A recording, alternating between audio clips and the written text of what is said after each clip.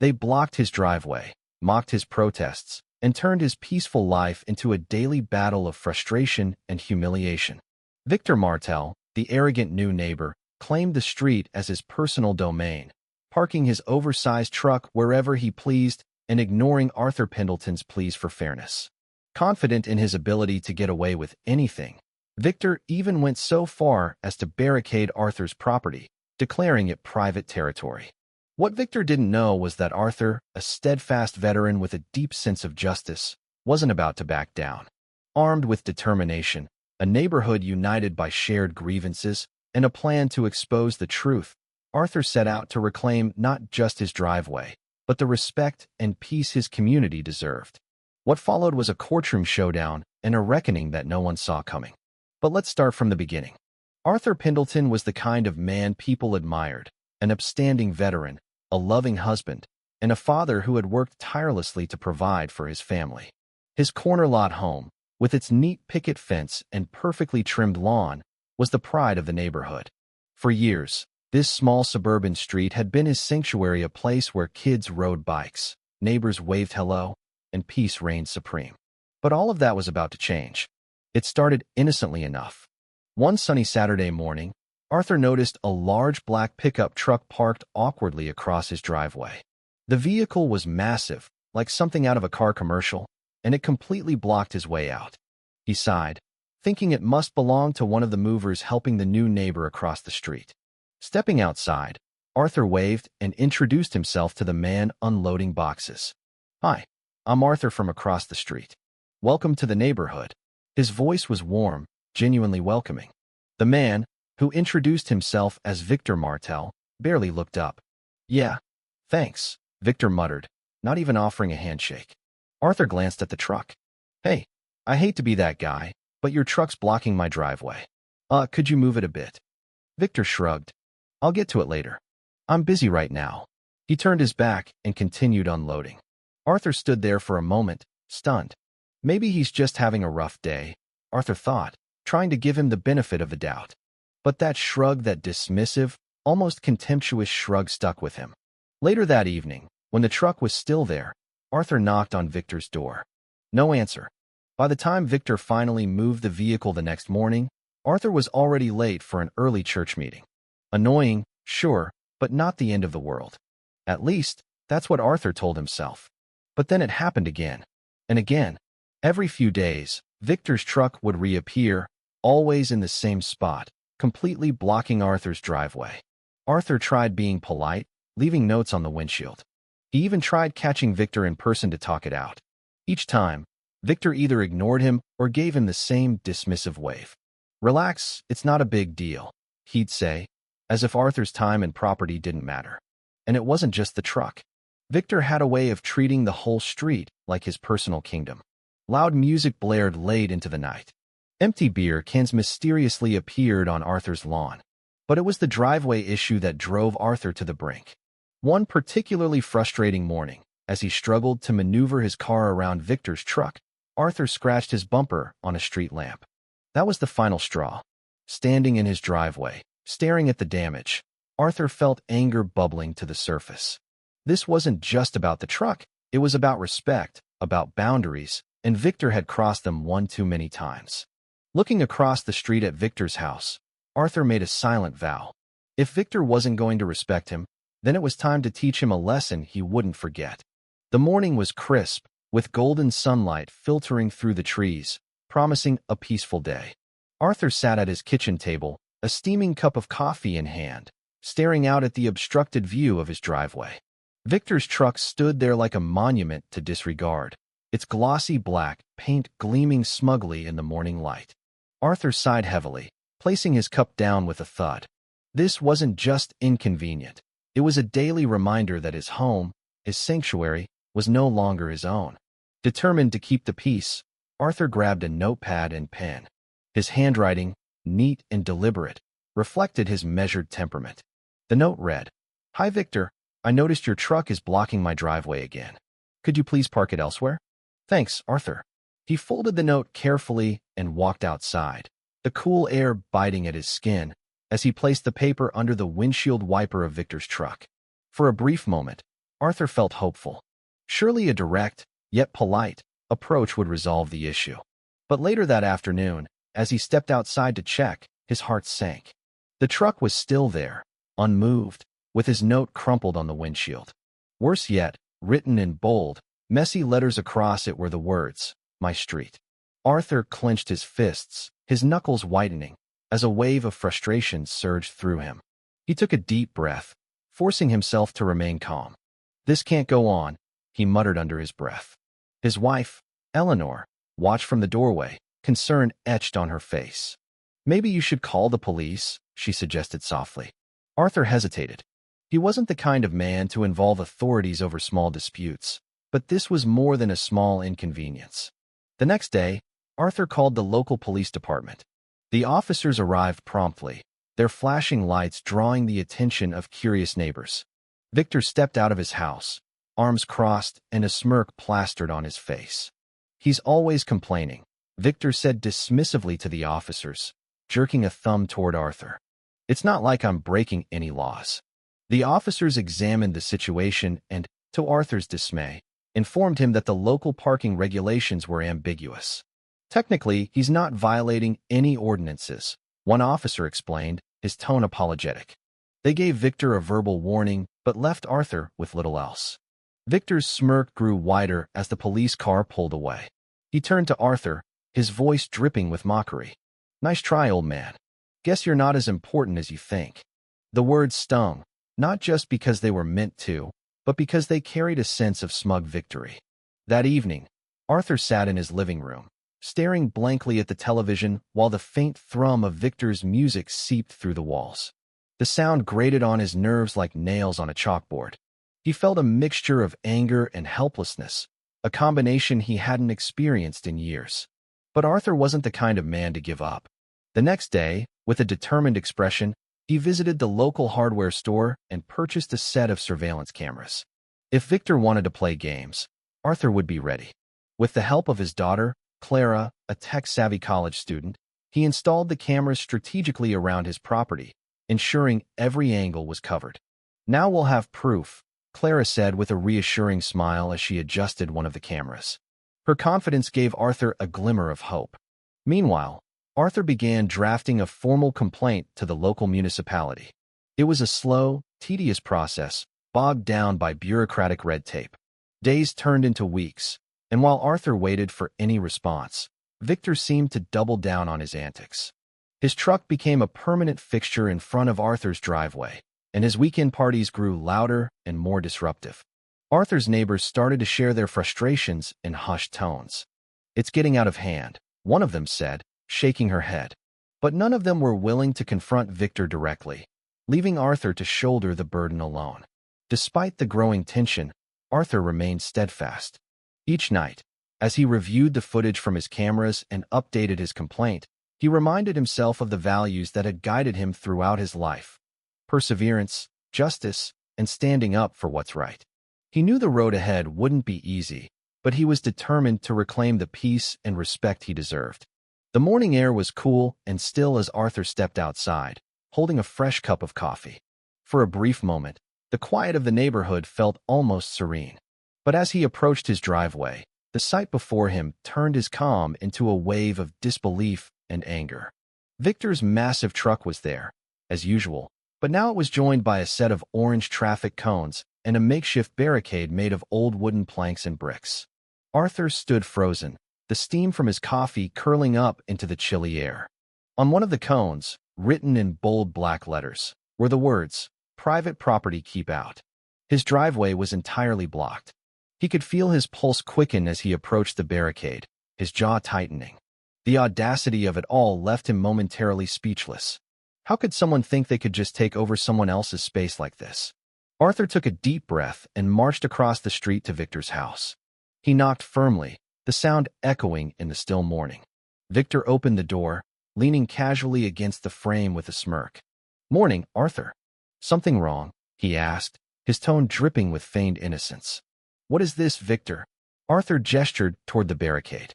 "You've gone too far this time. You're blocking me in completely." Victor shrugged. "It's my street, Arthur. I need the space for my projects. You've got other ways to get out, don't you?" Arthur felt his patience snap. This isn't your street, Victor. It's public property, and you're blocking access to my home. Move it.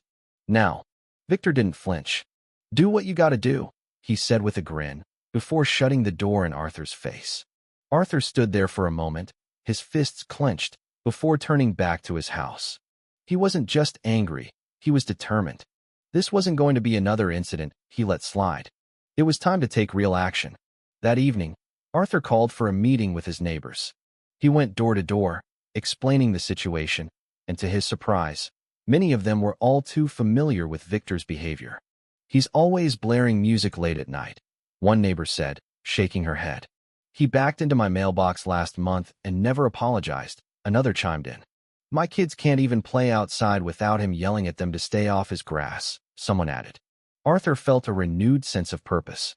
He wasn't alone in this fight. Together, they could make a stand. The group gathered in Arthur's living room, a mix of frustration and hope in the air. Arthur laid out his plan. They would document everything: photos of Victor's barricades, videos of his disruptive behavior, and testimonies from every neighbor willing to speak up. I know it feels like he's untouchable, Arthur said, looking around the room. But if we work together, we can show that his actions aren't just inconvenient. They're illegal. One of the neighbors, an older man named George Simmons who used to work as a lawyer, stepped forward. I can help draft a formal complaint, he said. If we gather enough evidence, we can take this to the city council or even file a civil suit if necessary. Over the next few days, the neighborhood came alive with quiet determination. Cameras were adjusted to capture Victor's truck and barricades from every angle. Neighbors took turns recording his loud parties, collecting timestamps and decibel readings. Arthur compiled a growing folder of evidence, each piece more damning than the last. Even Clara, Arthur's daughter, played a role. She created a detailed map of the street, marking areas where Victor had encroached on others' property. This will make it easier for the council to see the pattern, she explained. As the evidence piled up, so did the neighbors' confidence. What had once felt like an isolated battle now felt like a collective effort. For the first time in weeks, Arthur felt hope. They weren't just standing up to Victor. They were reclaiming their neighborhood. And Victor? He seemed oblivious to the storm brewing around him. But Arthur knew that wouldn't last. The next step was coming, and this time, it wouldn't end with a shrug or a smirk. The day of the court hearing arrived, and Arthur woke up early, his mind racing with both nerves and determination. He dressed carefully, choosing a suit that his wife, Eleanor, had pressed the night before. You've got this, she said, squeezing his hand as he picked up the thick folder containing weeks of evidence. The courthouse was a grand building, its marble steps gleaming in the morning sun. As Arthur entered, he saw Victor strutting through the hallway, looking relaxed, as if he were on his way to a casual meeting rather than facing legal consequences. Victor's confidence was unnerving, but Arthur took a deep breath and reminded himself of the solid case he had built with the help of his neighbors. The courtroom was buzzing with quiet chatter as neighbors filtered in, eager to see the outcome. Arthur looked around and felt a swell of gratitude. Nearly every seat was filled with people who had come to support him. When the hearing began, Victor's lawyer started with a casual dismissal of the claims. Your Honor, he said, gesturing dismissively, these so-called grievances are overblown. My client's actions have caused no real harm. This is a matter of petty neighborhood disputes, not something worth wasting the court's time over. Victor nodded smugly, leaning back in his chair as if the outcome were already decided. But Arthur's lawyer, George Simmons, his retired neighbor turned ally, rose with calm confidence. Your Honor, George began, we intend to prove that Mr. Martel's actions were not only disruptive but deliberately targeted and harmful to my client and the community. George methodically presented the evidence. Photos of Victor's truck blocking driveways, videos showing the barricades Victor had erected, with timestamps and angles that left no room for doubt. Statements from neighbors about property damage and noise complaints. The room was silent as one piece of evidence after another painted a clear picture of Victor's repeated disregard for others. Victor's expression shifted from smug to defensive. This is ridiculous, he interjected. I wasn't hurting anyone. It's my right to park wherever I want. The judge, a sharp-eyed woman with a no-nonsense demeanor, raised her hand to silence him. "Mr. Martel, you will have your turn to speak," she said firmly. When it was Victor's turn, he stood and tried to defend himself. "Your Honor," he began, his voice tinged with irritation. "I've been a hard-working man my whole life. I don't see why a little parking issue has to turn into this circus." He gestured broadly to the room, as if the entire situation were beneath him. Nobody was really harmed. This is just people blowing things out of proportion. The judge leaned forward, her gaze steady. "Mr. Martel, the evidence presented today suggests otherwise. Blocking someone's driveway, erecting unauthorized barricades, and creating a hostile environment for your neighbors are not little issues." As she spoke, Victor's confidence visibly crumbled. He glanced nervously at the growing stack of evidence on the judge's bench. After hours of testimony and cross-examinations, the judge delivered her verdict. "Mr. Martel, your actions have shown a pattern of disregard for community standards and personal property rights. You are hereby ordered to remove all barricades and to cease blocking driveways immediately. Additionally, you will pay a fine for violating local ordinances and compensate Mr. Pendleton for legal fees and damages." The room erupted in quiet murmurs of approval. Arthur felt a wave of relief wash over him. Finally, justice was on his side. But Victor wasn't ready to admit defeat. "I'll appeal this," he declared loudly, standing up so abruptly that his chair scraped across the floor. "This isn't over." The judge's expression remained neutral, but her next words silenced the room. "You are, of course, entitled to appeal, Mr. Martel. However, given the overwhelming evidence against you, I doubt another court will reach a different conclusion." Victor's outburst drew a few stifled chuckles from the audience. Even the bailiff cracked a small smile as he gestured for Victor to sit down. As the hearing adjourned, Arthur stood outside the courthouse, surrounded by neighbors offering their congratulations and thanks. "You did it, Arthur," one of them said, clapping him on the shoulder. For the first time in weeks, Arthur allowed himself a genuine smile. The fight had been exhausting, but standing there with his community, he realized it had all been worth it. Together, they had stood up for what was right, and in doing so, they had reclaimed the peace and respect their neighborhood deserved. As for Victor, he left the courthouse looking deflated, his confidence replaced by a sour scowl. It was clear to everyone watching that his days of unchecked behavior were over. The weeks following the court's decision brought a noticeable change to the neighborhood. Victor, now under legal obligation, quietly removed his barricades one chilly morning, the sound of scraping wood and clattering bricks echoing through the quiet street. His truck, once a permanent fixture in front of Arthur's driveway, was finally parked in his own driveway, where it belonged. For the first time in months, Arthur walked outside and found his path clear. The sight filled him with a deep, quiet satisfaction, like the first breath of fresh air after a storm. The neighbors noticed the change too. The once tense atmosphere had given way to a sense of calm and renewal. Inspired by Arthur's perseverance, the community came together to discuss ways to prevent such conflicts in the future. On a bright Saturday afternoon, a group of them gathered at Arthur's home. The warm smell of coffee and pastries filled the living room as they brainstormed solutions. "I think we need a formal committee," said George Simmons, the retired lawyer who had been instrumental in Arthur's victory. "Nothing too rigid, just something to address concerns before they escalate." The others nodded in agreement. Arthur, sitting quietly at the head of the table, listened with a small smile. He was proud of how his neighbors were rallying together, turning a divisive conflict into an opportunity for unity. As the committee took shape, they decided on a set of simple rules to ensure fairness and respect within the community. Volunteers stepped forward to serve as mediators, promising to address disputes with patience and understanding. It wasn't just about rules, it was about creating a neighborhood where everyone felt valued and heard. Meanwhile, Victor kept a low profile.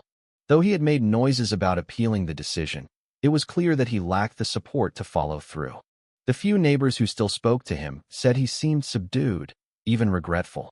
Whether or not he had truly learned his lesson, the changes in his behavior were undeniable. For Arthur, the victory was more than just the return of his driveway. It was a reaffirmation of his values, his belief that standing up for what's right could lead to meaningful change. One afternoon, as he stood in his garage sorting through some old tools, Eleanor came in holding an envelope. "This came for you," she said, handing it to him. Arthur opened it to find a handwritten note from the new neighborhood committee. Inside was a framed letter of thanks, signed by every neighbor who had supported him. The words were simple but heartfelt. "To Arthur Pendleton, whose courage and perseverance brought us together. Thank you for reminding us that we are stronger as a community." Arthur felt a lump in his throat as he read the letter. He glanced at Eleanor, who gave him a knowing smile. Together, they found the perfect spot for it on the wall of his study, next to his military medals and family photographs.